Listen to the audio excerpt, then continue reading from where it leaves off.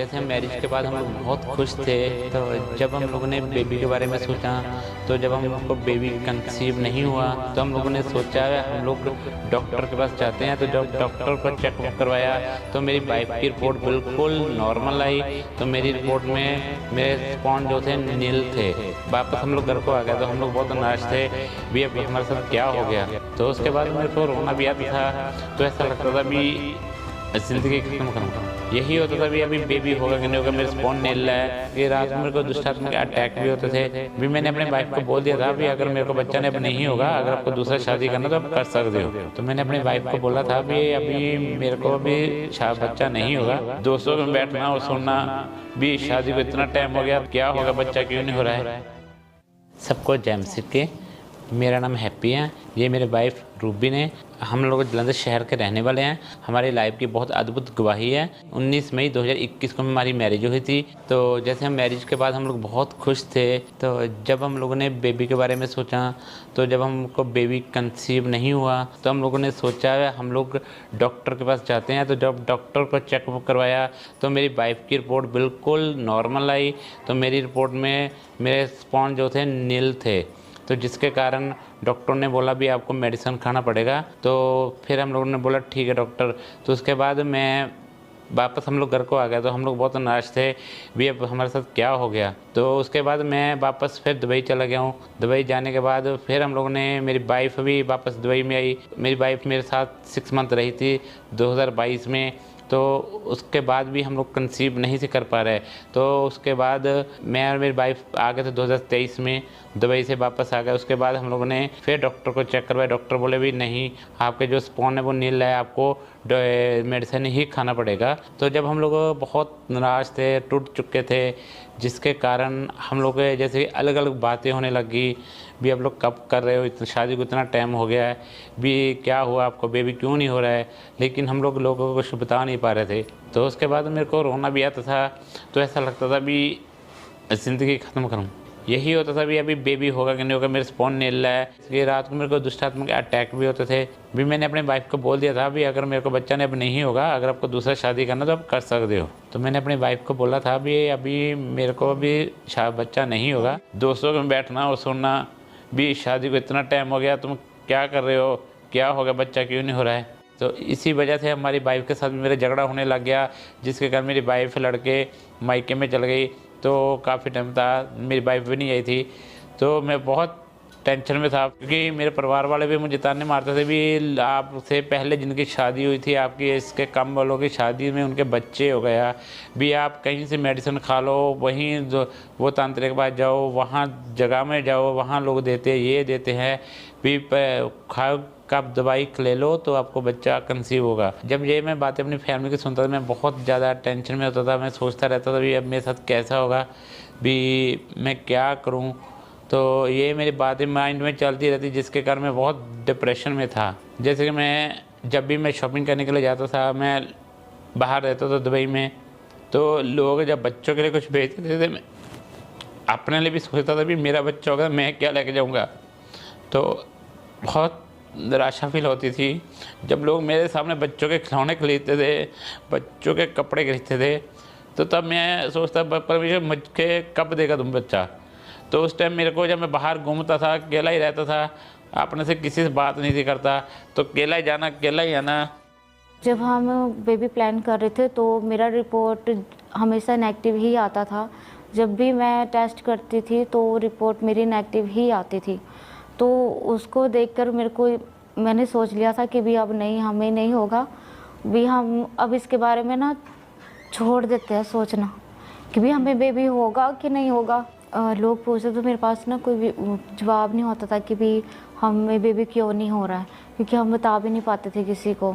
जब मेरे हस्बैंड ने मुझे बोला कि भी आप दूसरी शादी कर लो, तो मैंने अपने हस्बैंड को बोला कि मैं दूसरी शादी नहीं करूँगी, क्योंकि मैं परमेश्वर पे विश्वास करती हूँ। अगर परमेश्वर हन्ना इलिशीबा को दे सकता है, 90 साल की सारा को दे सकता है, और इलिशिबा को दे सकता है, हन्ना को दे सकता है, परमेश्वर मुझे भी देगा। वो जो भी जब भी देगा वो हमें अच्छा ही देगा, क्योंकि हम पहले से ही अंकुरला मिनिस्ट्री से 2019 से जुड़े हुए थे। जब भी हम चर्च में आते थे तो हम गवाहियों को सुनते थे, तो हमारा विश्वास खुदा पे मजबूत हो गया कि परमेश्वर अगर इनको दे सकता है तो हमें भी दे सकता है। लगातार हम चर्च के साथ जुड़े रहे और मीटिंग्स को अटेंड करते रहे, और फिर 31 अगस्त को 2025 में हम लोग चर्च आए। फिर परमेश्वर के दास ने घोषणा की, मैंने इस घोषणा को रिसीव किया। उस यूट्रस पे हाथ रखो जो यूट्रस बिना बच्चे का है, उस कैंसर वाली जगह पे हाथ रखो, उस सिर पे हाथ रखो, माइग्रेन वाली जगह पे हाथ रखो। आज ले हैंड का इंतजार मत करना, यही ले हैंड है। आज सर्वाइकल वाली जगह पे हाथ रखो, अंधी आंखों पे हाथ रखो, बहरे कानों पे हाथ रखो, बोलो लेट देयर बी लाइट। जब हम यहाँ से मीटिंग अटेंड करके अगस्त में हम डॉक्टर के पास गए, तो फिर डॉक्टर को जब मैंने अपने सिस्टम वो जो मुझे प्रॉब्लम हो रही थी मैंने उनको बताया, तो उसके अकॉर्डिंग उन्होंने कहा कि भी हम ना आपका एक बार प्रेगनेंसी चेक कर लेते हैं दवाई देने से पहले। जब उन्होंने मेरा टेस्ट किया तो मेरा टेस्ट पॉजिटिव आया। जब मैंने वो टेस्ट देखा तो मुझे बहुत शॉक्ड हुआ कि भी ये कैसे हो सकता है, क्योंकि हमने तो इस बारे में सोचना ही छोड़ दिया था। उसे देखकर हमें बहुत शॉक लगा। मैं तो बहुत हैरान हो गई। कुछ टाइम तो मैंने बोला ही नहीं देख के रिपोर्ट कि भी ये मेरी रिपोर्ट है। मुझे यकीन ही नहीं हो रहा था कि भी ये मेरी रिपोर्ट है। जिन डॉक्टर ने मेरे और मेरे हस्बैंड की पहली रिपोर्ट की थी उन्हीं के पास हम गए थे। जब उन्होंने हमारा टेस्ट पॉजिटिव देखा तो वो भी बहुत शॉक्ड थे, क्योंकि वो कह रहे थे कि भी आपको ऐसे नॉर्मल प्रेगनेंसी नहीं हो सकती, आपको अपना ट्रीटमेंट ही करवाना पड़ेगा। जब हम घर गए तो फिर हमने अपनी फैमिली को भी बताया, तो हमारी फैमिली भी हमारे साथ बहुत ज़्यादा खुश थी। जी मेरी फैमिली में मेरी मम्मी के हम 4 बेटियां ही हैं, और 4 बेटियां। फिर मेरी मम्मी को लोग बहुत ताने देते थे, तो फिर मेरी मम्मी ना बहुत इस चीज़ को लेकर बहुत निराश थी, और हम भी निराश थे कि भी हमारा कोई अपना भाई नहीं है। तो फिर जब मेरी बहन की शादी हुई तो मेरी बहन को भी आगे बेटी ही हुई, तो लोग और भी मेरी मम्मी को बोलने लगे कि भी आपके भी बेटियां हैं और आगे आपकी बेटियों के भी बेटियां ही हुई हैं। परमेश्वर ने मुझे 9 मंथ तक मुझे और मेरी बेबी को संभाल के रखा, और परमेश्वर ने हमें 23 अप्रैल 2026 को बेबी बॉय के साथ ब्लेस किया। और जो हमारी लाइफ में मेरी मम्मी की लाइफ में कर्ज था कि भी आगे बेटियां ही हो रही थी, तो परमेश्वर ने उस कर्ज को भी हमारी लाइफ से ख़त्म किया। अब हम अपने बेबी के साथ बहुत खुश हैं और उसके साथ अच्छे से खेलते हैं, और उसको हम घुमाने भी ले जाते हैं, और उसके लिए हम कपड़े भी खरीदते हैं। जिस बहनों के पास आज भी बेबी नहीं है, मैं उनको यही कहना चाहती हूँ कि परमेश्वर में अड़े और खड़े रहो। परमेश्वर ने जिस तरह से मुझे ब्लेस किया वो आपको भी ब्लेस करने की सामर्थ्य रखता है।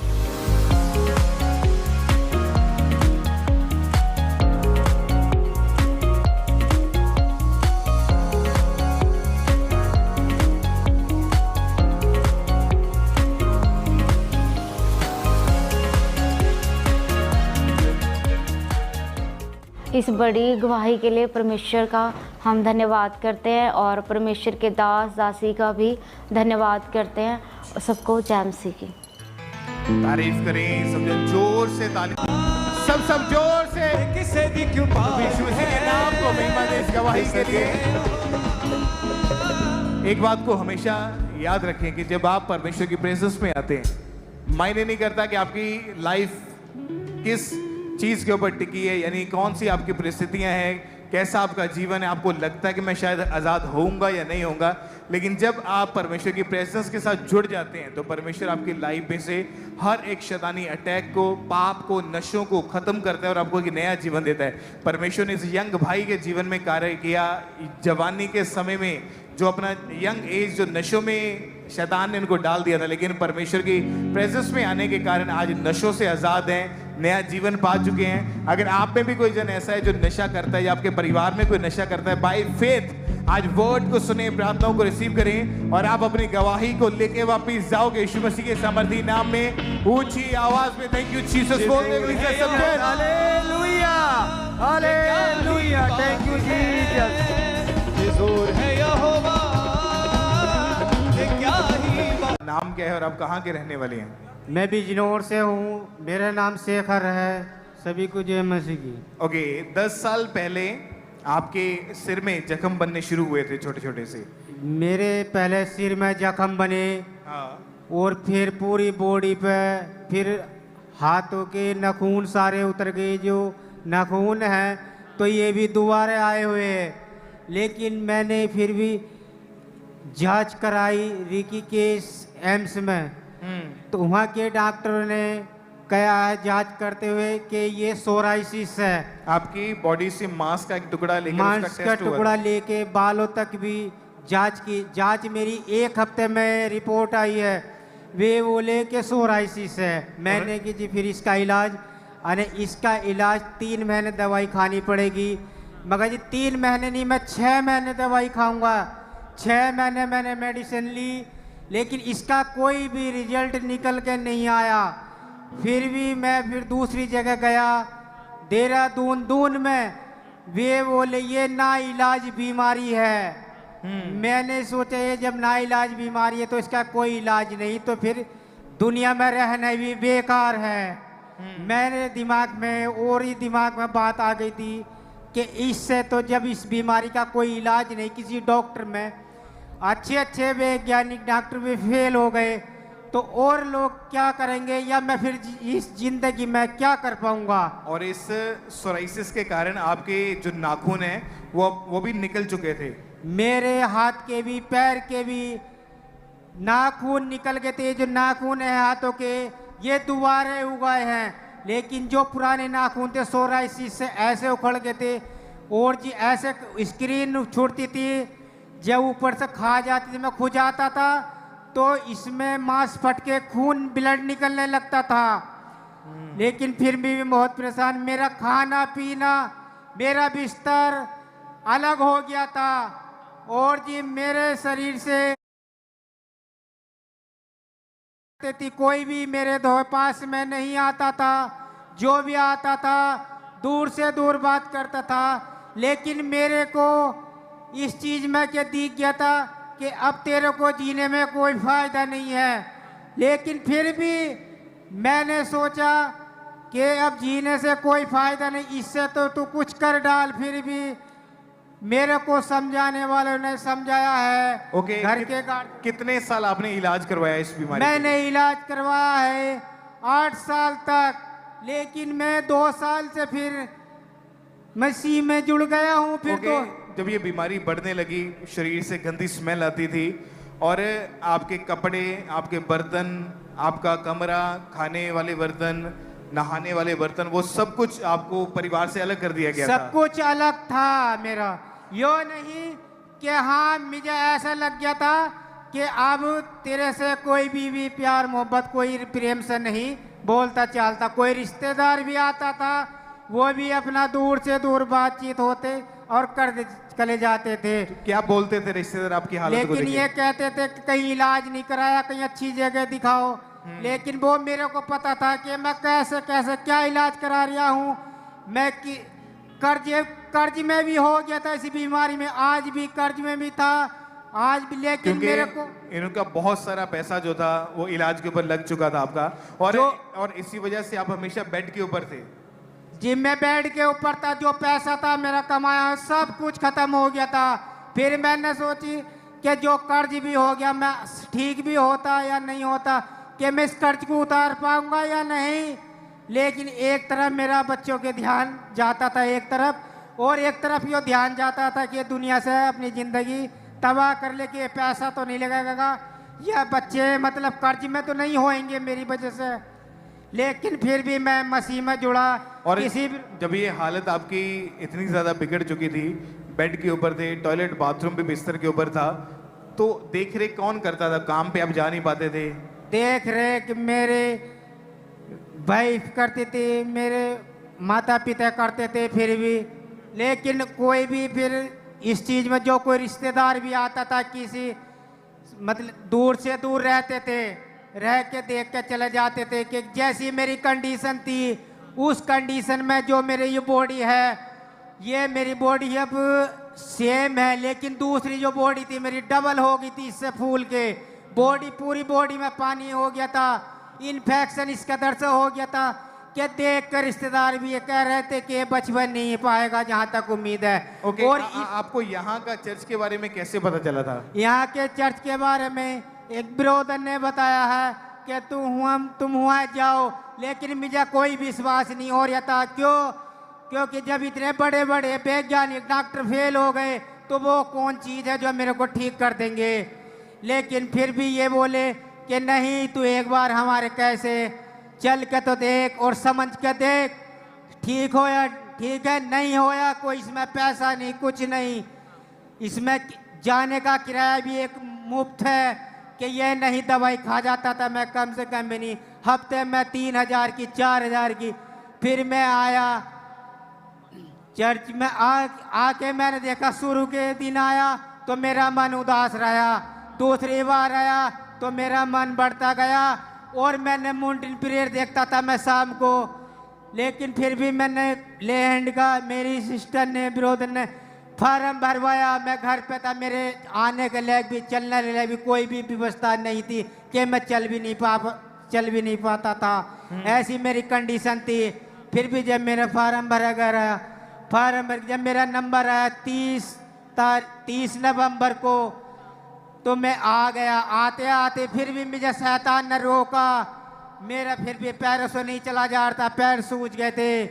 फिर भी यहाँ लैंड होने से पहले 10 दिन पहले, जैसे कि लैंड होनी थी 10 दिन रह गए थे, उससे पहले एक दिन में 2 बार पापा जी ने मेरे सर पर 2 बार लैंड की, लेकिन दोनों बार बिजली का करंट सा लगा। एक दिन में 2 बार लैंड हुई, यहाँ आने से पहले 2 बार लैंड हुई, पापा जी ने 2 बार लैंड की।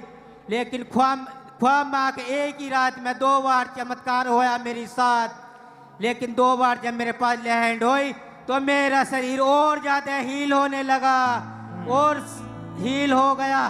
फिर मैं ही आया यहाँ आके चर्च में। जो आप 2 बार लैंड की बात करी, ये सपने में हुआ था आपके साथ? ये ख्वाब में होया था, एक रात में 2 बार लैंड करी पापा जी ने 2 बार। ओके, जिस दिन आपका लैंड था 30 नवंबर 2025 को, उसके 10 दिन पहले यानी 20 तारीख को सपने में परमेश्वर के दास ने आपको लैंड की, और लैंड के बाद आपको करंट फील हुआ और आपकी हीलिंग होनी शुरू हो चुकी थी। जी, हीलिंग शुरू होनी और करंट ऐसा लगा है मेरे बॉडी के अंदर जैसे 11,000 की लाइट करंट मार रही हो। एक बार कुछ सपने में मैं फिर भी करंट लग रहा था, फिर भी बोल पा रहा था। पापा जी कह रहे थे कि फिक्र मत कर, डर मत, मैं हूं तेरी साथ और इस चीज से तुझे मुक्ति दिलाऊंगा, आजादी दिलाऊंगा, तुझे हील करूंगा। तो मुझे जब सपने में लैंड हुआ तो इनकी हीलिंग होनी शुरू हो गई थी, मतलब इतना हील हो चुके थे कि ये चर्च तक आ सके। और जब चर्च में आए 30 नवंबर 2025 को इनके ऊपर ले हैंड प्रेयर हुई, परमेश्वर के दास ने जब हाथ रखा, परमेश्वर की सामत ने छुआ, और उसके बाद आपके जो बॉडी के ऊपर जख्म थे, जो सोराइसिस की बीमारी थी, वो धीरे धीरे करके खत्म होना शुरू हो गई थी। वो धीरे धीरे करके धीरे धीरे से अपना कम होती चली गई। वो बीमारी सोराइसिस बीमारी जिसे कहते हैं एक्जिमा, ये धीरे धीरे खत्म हो गई है जब से बाबा जी ने एक दिन में 2 बार ले हैंड करी। और जी एक बार मैं शाम को माउंटेन प्रेयर देख रहा था मोबाइल में, पापा जी को मैं देख रहा हूँ तो दुआ कर रहे थे और मेरा इसी ओर ध्यान था जिस ओर मैं खड़ा हूँ। रात के 8 साढ़े 8 का टाइम था तो मुझे सामने से परमेश्वर दिखाई दे, मुझे हील करते हुए। पापा जी जब दुआ कर रहे थे, हकीकत में ये कोई ख्वाब नहीं था, रात का समय था 8:30 बजे, मुझे आकाश की ओर परमेश्वर दिखाई दे। लेकिन आज तक और उसके बाद ही आपकी जो सोराइसिस की बीमारी थी वो धीरे धीरे करके सारी खत्म हो गई। अभी इनके हाथ को देखें जहाँ पर यहाँ बीमारी थी, और पुरानी फोटो भी हम साथ में देखेंगे। और ये रोग जो था वो इतना भयानक था कि इनके हाथ जो गलने शुरू हो चुके थे, अभी आप देखें ये पूरी तरह से हील हो चुके हैं। इनके नाखून तक भी वो वापिस आ चुके हैं। जो बीमारी के कारण जो नाखून थे इनके उखड़ चुके थे, निकल गए थे इनके हाथों से, वो वापिस आ चुके हैं। आप शर्ट को थोड़ा ऊपर करें। हालेलुया, हालेलुया।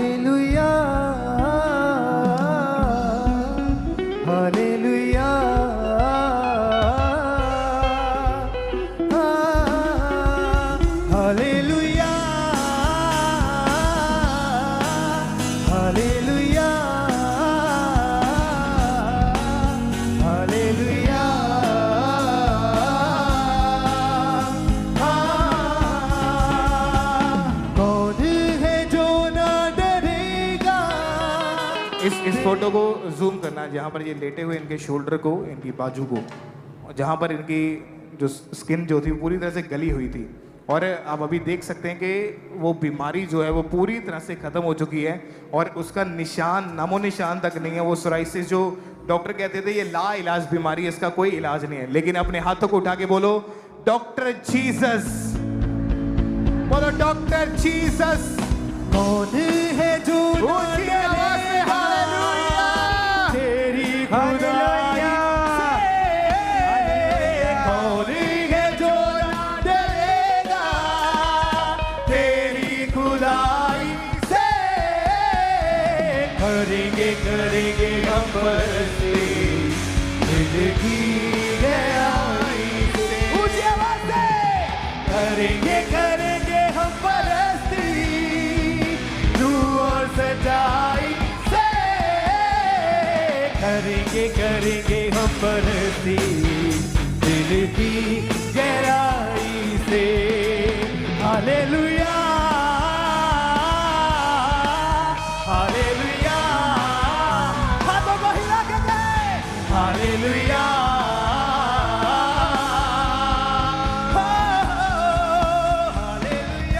तारीफ करें प्रभु यीशु मसीह के नाम को महिमा दें इस हीलिंग के लिए, इस गवाही के लिए जो काम खुदावंद इनके जीवन में किया। हर मीटिंग में हम ये गवाही सुनते आ रहे हैं कि खुदावंद ने सोराइसिस की बीमारी को ख़त्म किया, कैंसर के रोग को ख़त्म किया। ऐसी बीमारियां जिनका डॉक्टर्स कहते हैं कि इलाज नहीं है, या बोलते कि सारी उम्र दवाइयां खानी पड़ेगी, लेकिन परमेश्वर जो सब कुछ जिसने बनाया है, जिसने अपने हाथों से इंसान को सृजा है, बनाया है, वो परमेश्वर जानता है कि आपकी बीमारी का हल कैसे होना है। आपको लगता है कि वो परिस्थिति बड़ी है, वो बीमारी बड़ी है, नो, लेकिन परमेश्वर जानता है कि आज आप अपनी गवाही को लेके वापस जाओगे यीशु मसीह के सामर्थी नाम में। वो शर्मिंदगियां खत्म है, मैंने कहा यीशु मसीह के सामर्थी नाम में। ऊंची आवाज में बोलो हालेलुया हालेलुया हालेलुया हालेलुया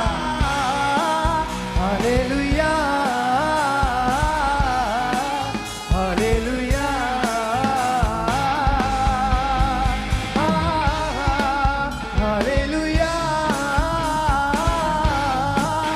हालेलुया हालेलुया।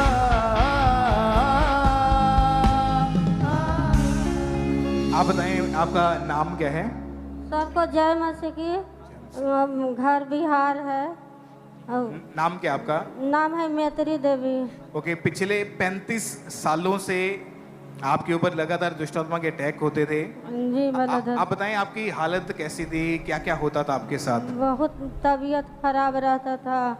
जब से शादी हुआ तब से माथा में दर्द रहता था और सुई दवाई कराते रहे। और कई कई घंटे आपको खेल आती थी, हाँ, दुष्टात्मा घंटा का संबंध खेल बनाता था, और साथ में इनको पेट का रोग हो गया, लगातार वॉमिटिंग्स रहती थी, और बहुत सारे अलग अलग डॉक्टर्स के पास जाकर इलाज करवाया, क्योंकि इनकी बीमारी का कारण जो था वो जो 35 साल पुराना जादू टोना था उसकी वजह से ये इतने ज़्यादा बीमार थे और हमेशा डरे रहते थे। एकदम से उठकर इनकी आवाज़ बंद हो जाती थी, सांस रुक जाती थी, पेट का रोग हो गया, और भी बीमारियां हो गई, दवाइयां खाते रहे, कोई आराम नज़र नहीं आया। फिर किसी विश्वासी ने इनको अंकुनुला मिनिस्ट्रीज के बारे में बताया।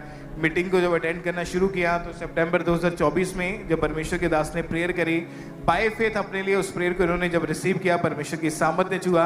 आज 1 साल 10 महीने हो चुके हैं, ये 35 साल पुराने उन बंधनों से, शैतानी अटैक से आज़ाद है, बीमारियों से आज़ाद है। तो परमेश्वर की तारीफ करें, खुदावंद यीशु मसीह के नाम को महिमा दें, क्योंकि ऐसे बंधन लोगों के जीवनों के ऊपर आज भी हैं। कुछ लोग हैं जिनके ऊपर पीढ़ी दर पीढ़ी जो कर्स काम करता है, जनरेशनल कर्स काम करता है, कि उनके घर में शांति नहीं है, उनके घर में नशे हैं, बीमारियां हैं, और ये एक कर्स है अगर वो पीढ़ियों से चलता आ रहा है। लेकिन जब आप खुदावंद की प्रेजेंस में आते हैं तो परमेश्वर बंधनों को तोड़ता है। लिखा उसके वचन में, अभिषेक के कारण तेरे बंधन, तेरे जुए नाश कर दिए जाएंगे। आज हमारा ये फेथ है, जो भी बंधन आपके परिवार, आपके पीढ़ियों दर, आपके घर के ऊपर चलता आ रहा है, आज वो बंधन टूटने जा रहे हैं यीशु मसीह के सामर्थी नाम में। आज आपके डिलीवरेंस का, चंगाई का, बरकत का दिन है यीशु मसीह के सामर्थी नाम में। ऊंची आवाज में थैंक यू जीसस बोलते हुए, ऊंची ऊंची आवाज में thank you Jesus. Jesus, thank you Jesus. इन्हीं ही के मुंह से सुनेंगे कि क्या गवाही है इनकी। सभी को जय मसीह की। मेरा नाम सैमुअल केनेडी। मैं जब 9 में था मैंने सिगरेट और तंबाकू से नशा शुरू किया। 10 पैकेट में सिगरेट पीता था, बीड़ी 1 पैकेट, तंबाकू 1 पैकेट, गुटखा का, रजनीगंधा का 5 पैकेट। फिर मैं दारू में भी चला गया। दारू बियर का मैं 10-12 बोतल पीता था और ये सब 1 लीटर पीता था। फिर मैं ड्रग्स में चला गया, गांजा, चरस, heroin, cocaine, white, snake bite. फिर धीरे धीरे मैं मेडिकल नशा में भी चला गया। जैसे कि मैंने मेडिकल नशा में कोडाइन के 3 बोतल पीता था और फिर साथ में मैंने बच्चू बटन भी खाना शुरू किया। जब मैंने स्नेक बाइट लिया, उसका डंक लिया, तब मैं 12-13 घंटे तक पड़े रहता था। लाश की तरह सिर्फ मेरी आंखें जिंदा रहती थी और मैं बाकी शरीर नहीं हिला सकता था। मैंने वाइट क्रिस्टल भी लिया, उसमें से मैं नाक से लेता था तो मेरे नाक से भी खून आने लगा था एक टाइम तक। मैं बटन बच्चू लेता था। ये मेडिकल नशा, ये मेडिकल नशे से आदमी का शरीर बहुत पत्थर जैसा हो जाता है, पर इसमें अगर आदमी का हाथ या किसी चाकू भी मार दो उसमें समझ में नहीं आता है। मेरी ऐसी थिंकिंग बन गई थी मेरे दोस्तों की वजह से कि मुझे हर एक नशा, जो दुनिया का सारा नशा है, वो सब मुझे ट्राई करना है। तो इसी कारण मेरी पढ़ाई भी छूट गई। रात भर घर नहीं आता था, रात दिन परेशान थे मेरे घर वाले। मैं रात दिन नशा करता था, 3-4 दिन तक घर नहीं आता था। मैं जेल भी छा चुका हूँ और फिर मरने के ख्यालात भी मुझे आते थे। मैं अब्दुल नरूल्लाह मिनिस्ट्री को पहले से जानता था। 2025 में मैंने रेगुलर चर्च जाना शुरू किया, प्रभु के दास की फायर प्रेयर को रिसीव किया और उसके बाद से मैंने घोषणा शुरुआत की खुद की लाइफ में और मेरे जीवन में परिवर्तन हुआ और मेरा जीवन आजाद हुआ। मेरी सबसे बड़ी जीवन की गवाही के लिए परमेश्वर का और परमेश्वर के दास दासी का मैं शुक्रिया अदा करता हूँ। जय मसीह की सब। तारीफ करें जोर से तालियों के साथ। जितनी ताकत आपके हाथों में है, जोर से तालियों के साथ इस गवाही के लिए थैंक्स करें परमेश्वर का। 6 जुलाई 2025 को परमेश्वर के दास ने जब प्रार्थना को रिसीव किया, इन्होंने विश्वास के साथ, और उस दिन ये भाई ब्रांच में बैठे थे और पूरे विश्वास के साथ प्रार्थना को ग्रहण किया और उसी समय इनको ऐसे लगा कि इनको कोई छोड़ के गया है।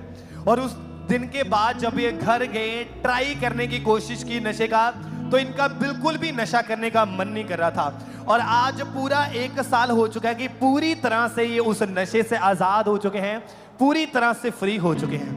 और कलीसिया, जब आपने इनकी टेस्टमनी को सुना है तो बहुत अद्भुत टेस्टमनी। इन्होंने बताया कि इतना ज्यादा ड्रग्स का नशा करना शुरू कर चुके थे कि हॉस्टल में जब रहते थे वहां पर और ज्यादा नशा बढ़ चुका था। जंगलों में जाकर सांप के डंक का नशा करते थे, क्रिस्टल वाइट पाउडर का नशा करते। और ये नशा ऐसा होता कि जिसके कारण इनके हार्ट के ऊपर इफेक्ट पड़ा, इनके मसल्स के ऊपर इफेक्ट पड़ा, जिसके कारण इनकी बॉडी ने काम करना बंद कर दिया था। और इसके साथ साथ इस भाई ने शराब का, गांजा, हीरोइन, चर्स, कोकीन, बियर, तंबाकू, सिगरेट, ऐसे और भी इन्होंने नशे करने शुरू कर दिया। और इस इतने बड़े नशों के कारण इन्होंने 50 से 70 लाख पूरा नशों में उड़ा दिए। डे बाय डे नशे इनके जीवन में बढ़ते जा रहे थे। इतने ज्यादा नशे बढ़ने के कारण, इस भयंकर रोग के कारण ये पूरी तरह से डिप्रेशन में जा चुके थे। ये बॉर्न क्रिश्चियन है। उसके बाद किसी ने चर्च के बारे में बताया, लगातार चर्च में आना शुरू किया, ब्रांच में जाना शुरू किया। और जैसे आज आप इनकी गवाही सुन रहे हैं, इन्होंने लोगों की गवाहियों को सुना कि अगर परमेश्वर इन लोगों को आजाद कर सकता है तो परमेश्वर मुझे भी आजाद कर सकता है। तो लगातार परमेश्वर की हजूरी के साथ जुड़े रहे, बने रहे। लगातार जब परमेश्वर के दास प्रार्थना को करते थे तो पूरे विश्वास के साथ प्रार्थना को ग्रहण करते थे। उसके बाद फिर 6 जुलाई 2025 को परमेश्वर के दास ने प्रार्थना की, पूरे विश्वास के साथ इन्होंने प्रार्थना को ग्रहण किया और उसी दिन परमेश्वर की जीवित सामर्थ्य ने इन्हें छुआ। और वो जो सालों पुराने नशे इस भाई की लाइफ में काम कर रहे थे, वो जो डिप्रेशन इस भाई की लाइफ में काम कर रहा था, जो इंसान कोई छुड़ा नहीं सका, इंसान की काउंसलिंग से आजाद नहीं हुए, दवाइयों से आजाद नहीं हुए, उसे परमेश्वर प्रभु यीशु मसीह ने इस भाई की लाइफ से निकाला और एक बड़ी गवाही के साथ इन्हें खड़ा किया। और अब पूरा 1 साल हो चुका है, एक भी बार इस भाई ने नशा नहीं किया। अपने हाथों को उठाएं सब जन स्वर की ओर, ऊंची आवाज से कहें हालेलुया,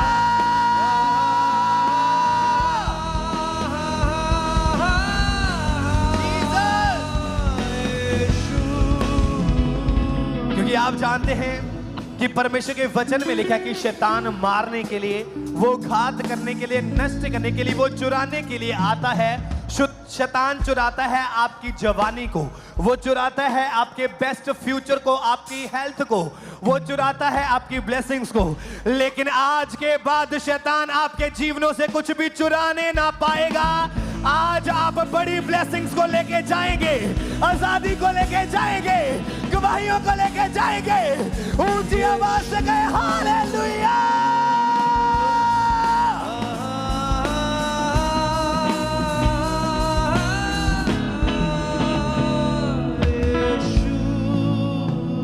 आइए हम अगली गवाही को सुनेंगे। मखू चर्च ब्रांच से ये गवाही है और इस भाई का नाम जयदीप है और आज ये हमारे साथ लाइव जुड़े हैं। सबसे पहले इनकी गवाही को हम सुनते हैं कि कैसे परमेश्वर ने इनके जीवन में काम किया।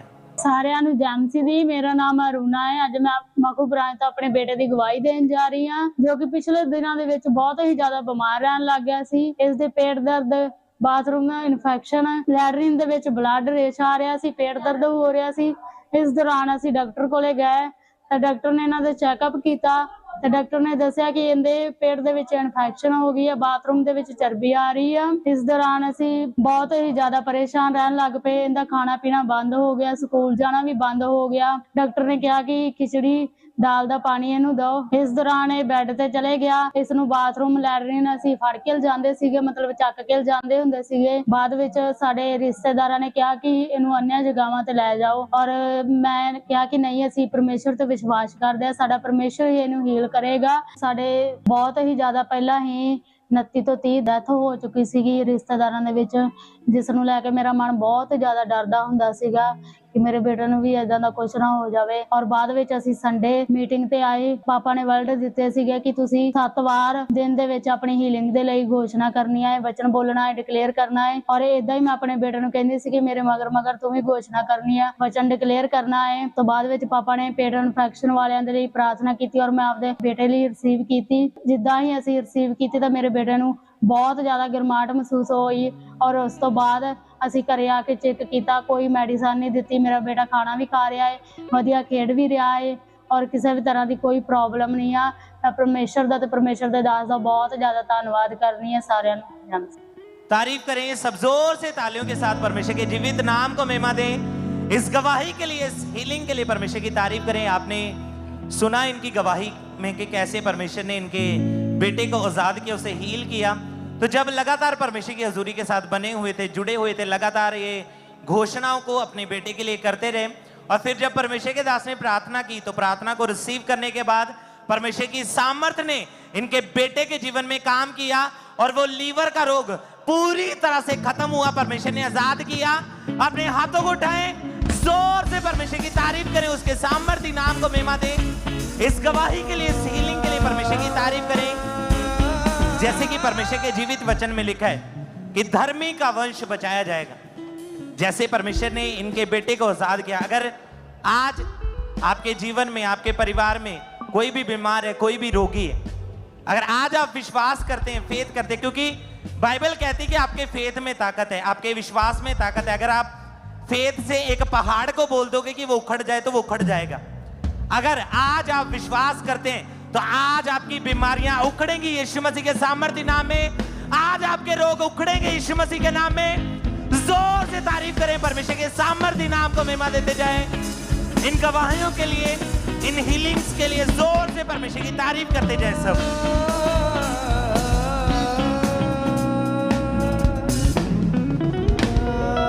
ब्रदर आप बताएं आपका नाम क्या है और आप कहाँ के रहने वाले हैं? हेलो साहब को जय मसीह की। मेरा नाम दीपक कुमार है, मैं मजीठा रोड में रहने वाला हूँ। ओके, पिछले 22 साल से आप शराब का, तंबाकू का और भी नशा ये करते थे।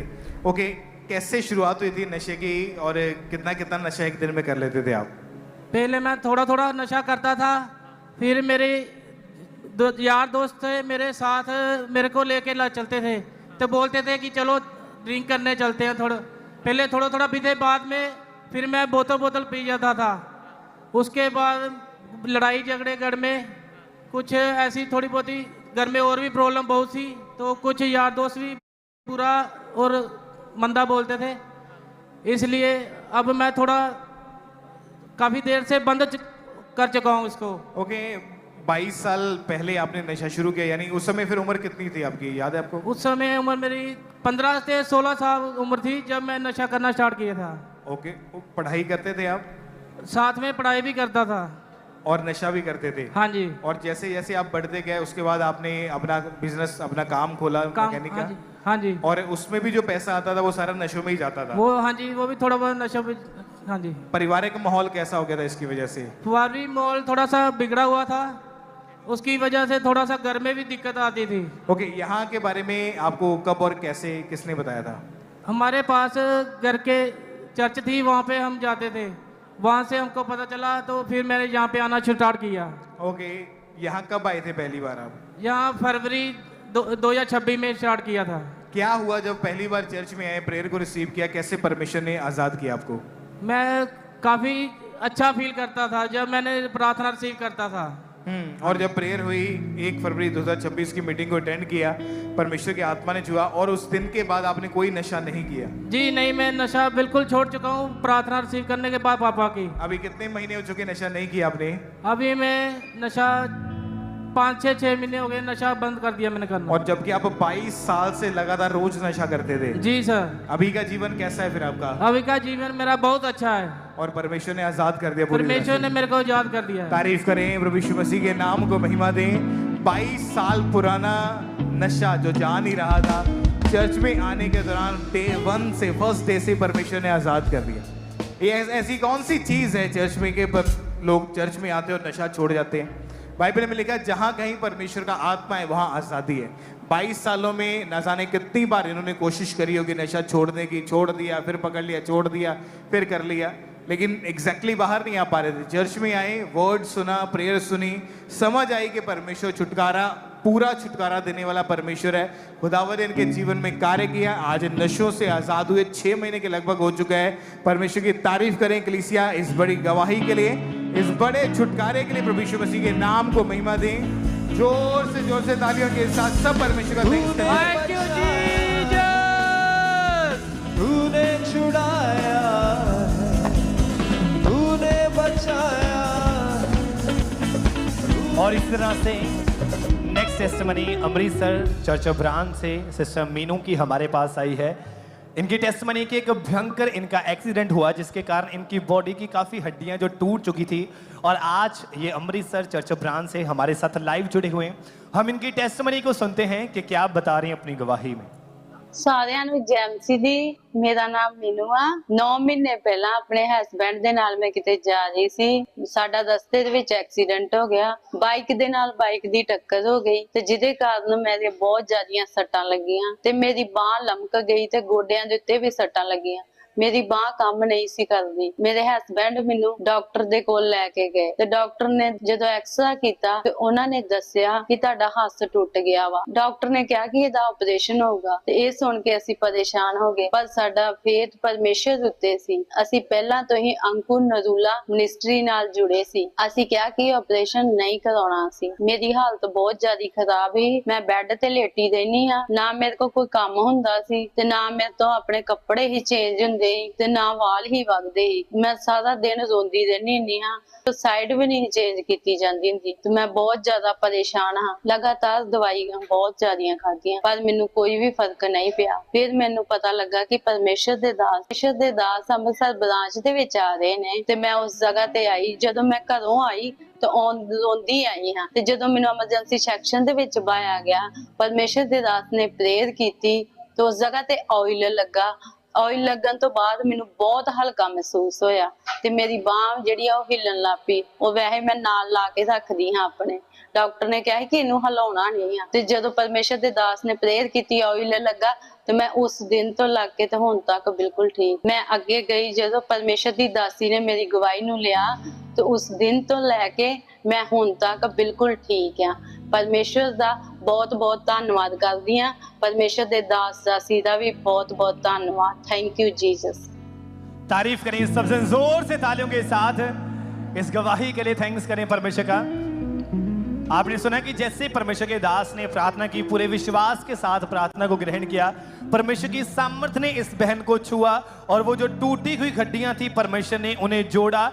जो डॉक्टर ने बोला था कि आपको ऑपरेशन करना पड़ेगा, ऑपरेशन के बिना इसका कोई भी हल नहीं है, लेकिन प्रभु यीशु मसीह ने उस ऑपरेशन को कैंसिल किया और एक बड़ी गवाही के साथ खड़ा किया। जोर से तालियों के साथ इस गवाही के लिए थैंक्स करें परमेश्वर का, क्योंकि परमेश्वर के वचन में लिखा कि यहोवा तेरी हड्डी हड्डी की रक्षा करेगा, और उसी यहोवा परमेश्वर ने इस बहन की हड्डी को जोड़ा और एक बड़ी गवाही के साथ खड़ा किया। जोर से तालियों के साथ इस बड़ी गवाही के लिए थैंक्स करें परमेश्वर का कि कैसे परमेश्वर लोगों की जिंदगी में बड़े बड़े काम कर रहे हैं, उन्हें बड़ी गवाहियों के साथ खड़ा कर रहा है। जोर से तालियों के साथ इस गवाही। नाम क्या है और आप रहने वाले कहाँ के हैं? मेरा नाम सायरा है और मैं जलंधर की रहने वाली हूँ। ओके, आपकी शादी जून 2017 में हुई थी। हाँ जी। उसके बाद क्या आपकी टेस्टमनी है, क्या हुआ था आपके साथ, आप खुद बताएं खुल के प्लीज। 2017 में मेरी शादी हुई थी। उसके बाद मेरे 2 मंथ के बाद बेबी बॉय की ब्लेसिंग मिली। मेरे कि मदर इन लॉ चर्च आते थे, तो मुझे पहले चर्च के बारे में कुछ नहीं पता था और ना परमेश्वर के बारे में पता था। ओके, तो जब जून 2017 में आपकी शादी हुई तो मैरिज के बाद सेकंड मंथ में आपका प्रेगनेंसी टेस्ट पॉजिटिव आया और आपके एक बेटा हुआ था। हाँ जी। उसके बाद आप सेकंड बेबी चाहते थे लेकिन प्रेगनेंसी कंसीव नहीं हो पा रही थी। कंसीव नहीं हो पा रही थी। ओके, क्या प्रॉब्लम थी इसमें, आपको क्या दिक्कत रहती थी, डॉक्टर्स का क्या कहना था इसके विषय में? कि हम कंसीव करने की कोशिश करते थे पर कंसीव नहीं होता था, तो हमने 1-2 बार ट्राई भी किया। उसके बाद टेस्ट किया पर टेस्ट पॉजिटिव नहीं आता था और मुझे 2-2 महीने ना पीरियड्स रुक जाते थे। तो आप डॉक्टर के पास गए थे? हाँ जी। क्या बोला उन्होंने? उन्होंने मेडिसिन दे दी, क्योंकि पॉजिटिव नहीं आ रहा था टेस्ट, तो वो मेडिसिन दे देते थे कि मेडिसिन खा लो तो आपको पीरियड्स रेगुलर हो जाएंगे। तो मेडिसिन खाने के बावजूद भी कोई फर्क नहीं था? नहीं। ओके, आप क्या सोचते थे, आपके मन में क्या आता था, क्योंकि कई साल हो चुके थे आपको, उसके बाद कंसीव होना बंद, कितने साल कंसीव नहीं हुआ आपको? 7 साल।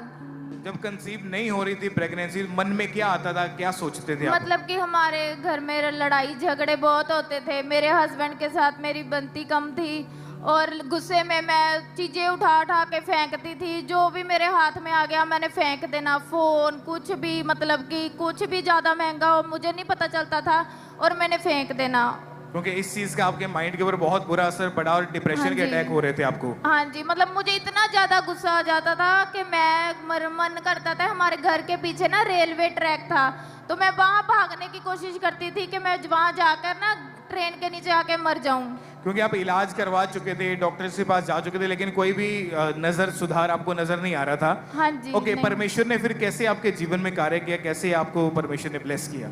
हाँ जी, फिर उसके बाद ना 25 दिसंबर को यहाँ पे क्रिसमस की मीटिंग थी 2023 को, तब कि मैंने बेबी के लिए परमेश्वर के दास प्रेयर कर रहे थे, तो मैंने बेबी के लिए कंसीव किया। फिर उसके बाद 2025 में ना यहाँ पर ले हैंड के लिए फॉर्म भरे जा रहे थे, तो मैंने फॉर्म भरा, तो फिर फर्स्ट ले हैंड हमारी हुई। तब ले हैंड के बाद प्रभु के दास ने मेरे प्रेयर की। उसके बाद मुझे 2025 के जनवरी में मैंने चेक किया तो मुझे बेबी कंसीव हो चुका था 3 जनवरी को। कितने साल के बाद हुआ ये? 7 साल के बाद। ओह चीज, जब आपने देखा टेस्ट पॉजिटिव तो कितनी खुशी थी और कितनी हैरानी? बहुत खुशी हुई, सभी खुश हो गए, बहुत ज्यादा हमारी फैमिली में बहुत ज्यादा खुशी आ गई। मेरे mother in laws, father in laws बहुत ज़्यादा खुश हुए, क्योंकि 7 साल से हम चाहते थे कि बेबी हो पर हो नहीं रहा था। तो फिर अचानक हमारे घर में बहुत सारी खुशी आई, सभी बहुत खुश हो गए। परमेश्वर का बहुत बहुत धन्यवाद किया हम सब ने। जिस दिन आप चर्च में आए थे, प्रेयर को रिसीव किया, अगले महीने ही आपका टेस्ट पॉजिटिव आ चुका था। हाँ जी, और मुझे वॉमिटिंग हुई थी, उसमें से कोई ब्लैक सा ना मोती सा निकला था, पर पता नहीं क्या किसी ने कुछ किया हुआ था कि वो निकला था। तब उसके बाद मुझे बेबी कंसीव हुआ ले हैंड के बाद। ओके, क्या हुआ फिर उसके बाद? प्रेगनेंसी के टाइम परमेश्वर ने संभाल के रखा आपको? हाँ जी, परमेश्वर ने मुझे पूरे 9 महीने संभाल के रखा और 23 अगस्त को 2025 में मुझे बेबी गर्ल की ब्लेसिंग मिली। तारीफ करें। नारे लगावांगे, खुशी नाल गावांगे, हम दे यहोवा दी सुनावांगे, सुनावांगे, नारे लगावांगे, खुशी यहोवा दी सुनावांगे सुनावांगे हालेलुया हालेलुया हालेलुया हालेलुया हालेलुया हालेलुया। तारीफ करें एक बार जोर से तालियों के साथ प्रभु यीशु मसीह के नाम को महिमा दें कि परमेश्वर ने किस तरह से इन लोगों के जीवन में कार्य किया, परमेश्वर ने फलवंत किया, परमेश्वर ने आशीषित किया। तो प्रभु यीशु मसीह की तारीफ करें, अपने हाथों को उठाएं और ऊंची आवाज में बोले हालेलुया। और ये सब खड़े होकर परमेश्वर की तारीफ। सिस्टर आप बताएं आपका नाम क्या है और आप कहाँ के रहने वाले हैं? मेरा नाम रुबीना है, मैं फाजिलका से रहने वाली हूँ। ओके, बताएं क्या टेस्टमनी आपकी कैसी? मेरी टेस्टमनी ये है कि 2019 में मेरी हस्बैंड की डेथ हो गई थी ओवरडोज की वजह से, और उस चीज़ की वजह से मैं इतनी ज़्यादा डिप्रेशन में चली गई थी कि मेरे अंदर भी ये स्पिरिट काम करने स्टार्ट कर गई थी कि मैं भी नशा कर करके अपने आप को ख़त्म कर लूँगी। और मैंने स्टार्ट कर दिया था कि बियर पीना स्टार्ट कर दिया था। तब मैं इंडिया में नहीं थी, मैं फॉरेन में साइप्रस में थी। और साइप्रस में यानी कि मैं एक बोतल से बियर पीना स्टार्ट किया, और बढ़ते बढ़ते इतनी ज़्यादा मेरी डोज बढ़ गई कि ऐसा टाइम मेरे पे आ गया मैं एक दिन की 6 से 7 बोतलें बियर की पी लेती थी। बस मेरी ज़िंदगी ये थी कि जब मेरे दिमाग से नशा उतरता था मैं साथ के साथ बियर पीना स्टार्ट कर देती थी, क्योंकि मैं होटल में काम करती थी तो वहाँ पे स्टाफ को सारा कुछ फ्री था। तो जब भी मेरे दिमाग से नशा उतरता था बियर का तो मैं साथ के साथ फिर पी लेती थी। बस बियर ही मेरी ज़िंदगी हो गई थी। मैं ये सोचती कि नशे में अपने आप को बढ़ाऊंगी और मैं ख़त्म कर लूँगी। मैं डिप्रेस्ड रहती थी, और जो भी कोई मुझे काम पे बुलाता था या मेरा मालिक मुझे कुछ बोलता था तो मैं उसको भी गालियाँ देनी स्टार्ट कर देती थी, और बाइबल से और वचन से बिल्कुल दूर हो गई थी मैं। और एक दिन ऐसी रात आई मेरी ज़िंदगी में कि मैं बियर से टुन हो के बिल्कुल सो रही थी, बियर से टुन हो के बिल्कुल सो रही थी, और मुझे कुछ होश नहीं थी। और उस टाइम मैं पास्टर जी के बारे में जानती नहीं थी कि पास्टर जी कोई दास हैं। और फिर पास्टर जी मेरे विज़न में आए, मेरे सपने में आए, और उन्होंने मेरे माथे पे हाथ रख के मुझे ये बोला कि उठ बेटा, प्रार्थना कर, परमेश्वर आज भी तुझे प्यार करता है। और मैं डर के मारे खड़ी होगी कि मेरे कमरे में कौन बंदा घुसा है ना।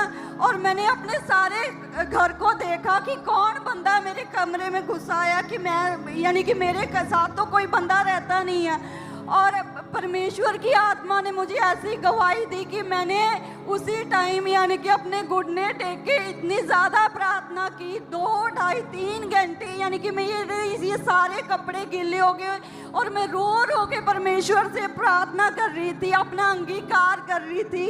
और अगले दिन सुबह उठ के मेरा दिमाग बोल रहा था कि मैंने बियर पीनी है, पर दिल की आत्मा बोल रही थी कि नहीं बेटा, तूने ये बियर का नशा नहीं करना।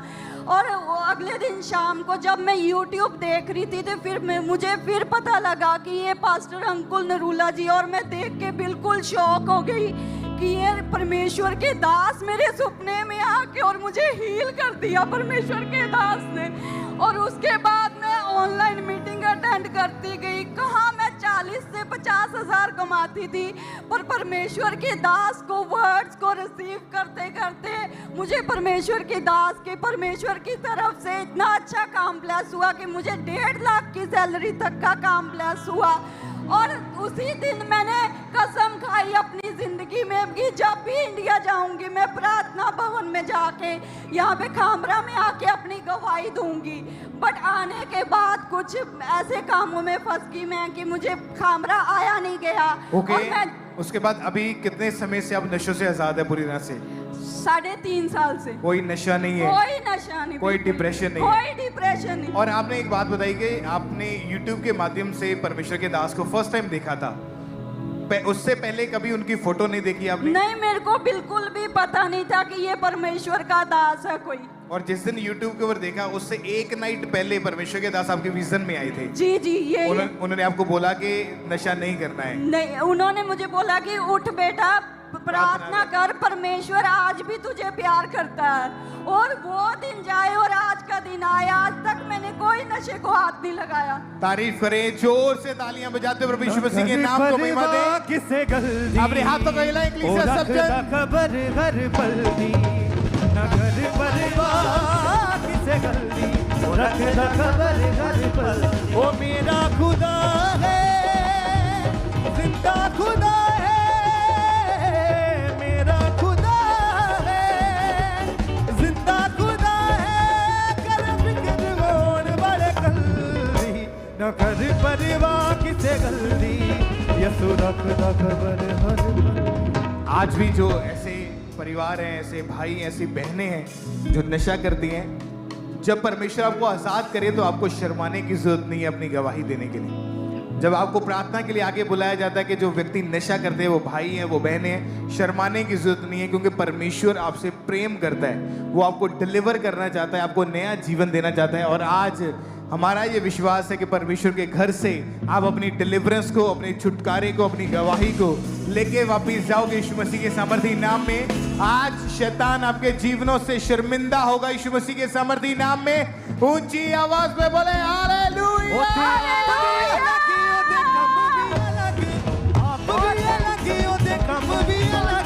सजदे च दूत जिदे खड़े रहते ने मैं की दसा खूबियां। और मैं एक और चीज बताना चाहती हूँ कि 2 साल से मेरे को खामरा चर्च में आया नहीं जा रहा था, पर 2 मंथ पहले ही मेरे को फिर परमेश्वर के दास का और दासी का विजन आया कि तूने परमेश्वर के साथ वादा किया था, तू पहुंची नहीं। तो विजन आने के बाद 15 दिनों के बाद मेरी फ्रेंड का मुझे न्यूजीलैंड से कॉल आता है कि रुबीना तू क्या कर रही है। तो मैंने बोला कि मैं फ्री हूँ यहाँ पे, यानी कि जॉब कर रही हूँ नॉर्मल, है ना। तो उसने बोला कि बाहर आ जा तू, यानी कि बाहर अपना, मेरा एक बेबी है तो उसकी लाइफ सेट कर लेगी तू। तो मैंने कहा मेरे पास फाइनेंशियली इतनी पावर नहीं है कि मैं अच्छी जगह पे जा पाऊँ अब। तो उन्होंने बोला कि मैं तेरे लिए सपोर्ट करूँगी और मैं तेरे को स्पॉन्सर भेज देती हूँ। और परमेश्वर के दास की वजह से मुझे आज न्यूजीलैंड का वीज़ा मिल चुका है। जिन्नू करे खुदावंद ऊंचा ओ नीवा नहीं रहे।